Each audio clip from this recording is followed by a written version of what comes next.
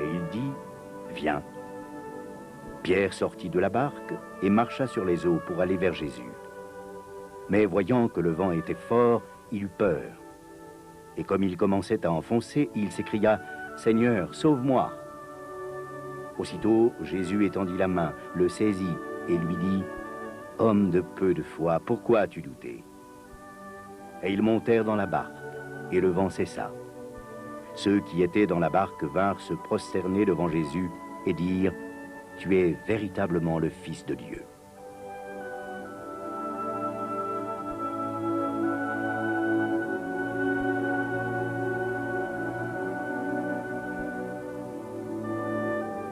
Alors que Jésus venait de parler aux foules, il ordonne à ses disciples de monter dans la barque et de gagner l'autre rive.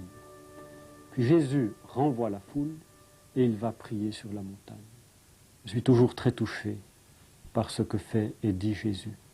Après une journée fatigante, après avoir parlé aux foules, on pourrait imaginer que Jésus prenne du repos dans la maison de Pierre, à Capernaum par exemple. Qu'il se repose, non, il va prier. Et je l'imagine, prier pour ces foules, mais pas seulement pour la foule. Il a vu des personnes âgées, il a vu des gens dans la détresse, il a vu ces hommes, ces femmes, ces enfants, et il prie pour eux. Il continue de prier son Père céleste pour eux. Mais, nous dit l'Évangile, alors qu'il faisait déjà nuit, la barque était au milieu de la mer.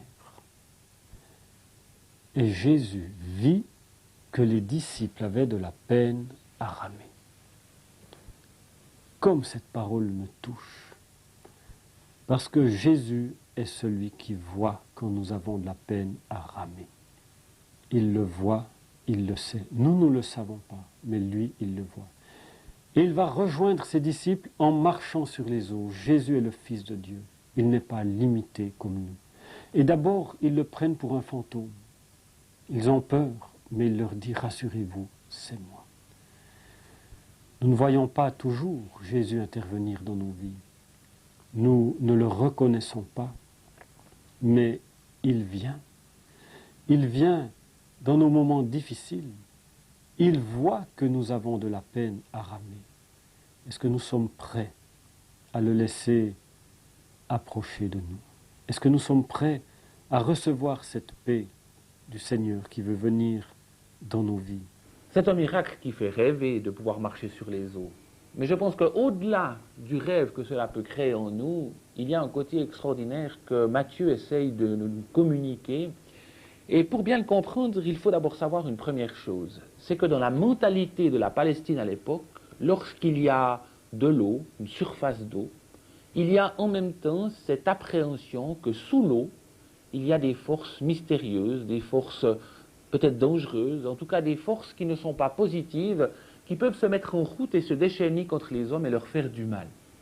C'est d'ailleurs pour cette raison, et le texte est très précis à ce niveau-là, quand Jésus rejoint ses disciples en marchant sur l'eau, la première réaction qu'ils ont, c'est de dire « mais c'est un fantôme ». Autrement dit, ces forces sont en train de se déchaîner et de se manifester d'une manière négative contre eux qui sont dans la barque. Et c'est là que Jésus va les interpeller en leur disant « Prenez courage, c'est moi, n'ayez pas peur ». N'ayez pas peur de quoi? Pas n'ayez pas peur d'un fantôme, mais n'ayez pas peur au sens où ma présence à côté de vous va vous permettre de pouvoir franchir cet obstacle particulier, ces forces négatives qui pourraient se déchaîner vis-à-vis de vous. Et c'est alors que Pierre, avec une spontanéité assez extraordinaire, il faut admirer son courage, va manifester sa confiance au Christ. Seigneur, si c'est bien toi, alors ordonne que j'aille vers toi sur l'eau.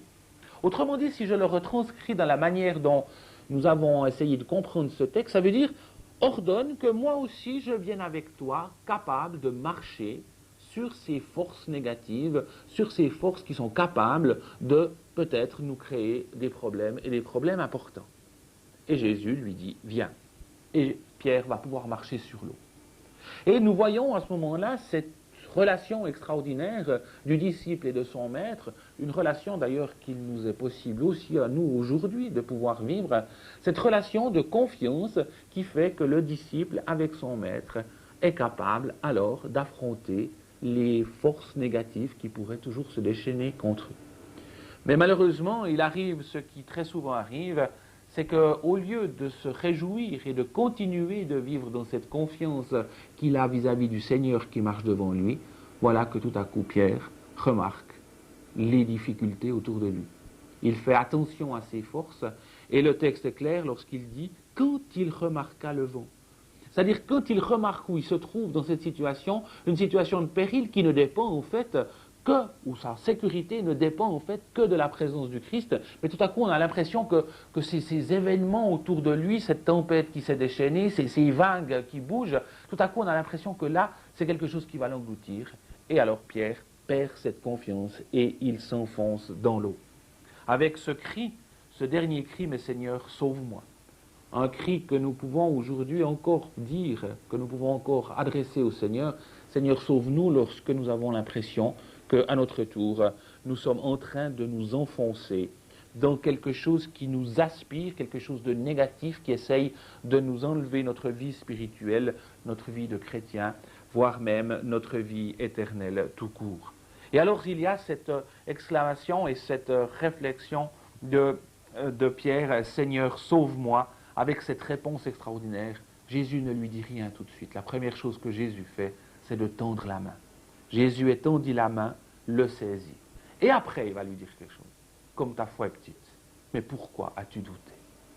Et c'est vrai que ce problème du doute est un problème important, est un problème qui nous touche aujourd'hui. Et très souvent, lorsque nous nous mettons à douter, on ne doute pas de la présence de Dieu, on ne doute pas de l'efficacité de Dieu. Mais on doute que Dieu s'occupe toujours de nous. Est-ce que vraiment ce Seigneur que nous connaissons, que nous avons découvert dans les évangiles, que nous avons découvert lors des cultes ou des réunions d'évangélisation, est-ce que vraiment ce Seigneur continue toujours de s'occuper de nous?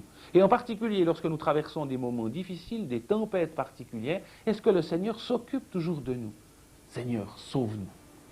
Et ce reproche, mais qui est en même temps un reproche plein de tendresse, mais pourquoi peux-tu douter que je vais t'abandonner, que je ne vais plus m'occuper de toi?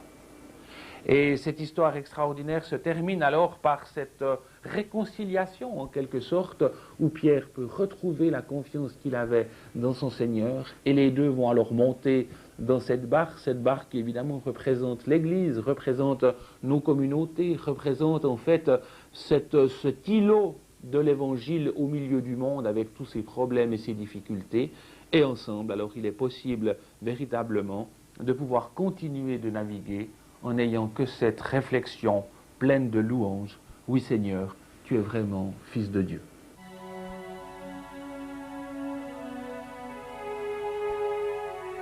Au bord du lac de Galilée, Jésus appelle les pêcheurs, annonce les paraboles, enseigne les foules, les nourrit et marche sur les flots. La Galilée, c'est le pays de Jésus. Les barques, les pêcheurs, le ciel bleu et les collines qui ondulent autour du lac, tout nous parle du Fils de Dieu. Plus que jamais, son message d'amour s'adresse aux hommes d'aujourd'hui qui l'invitent. Venez à moi, vous tous qui êtes fatigués et chargés, et je vous donnerai du repos. Car Jésus, le Messie, est le même hier, aujourd'hui et éternellement.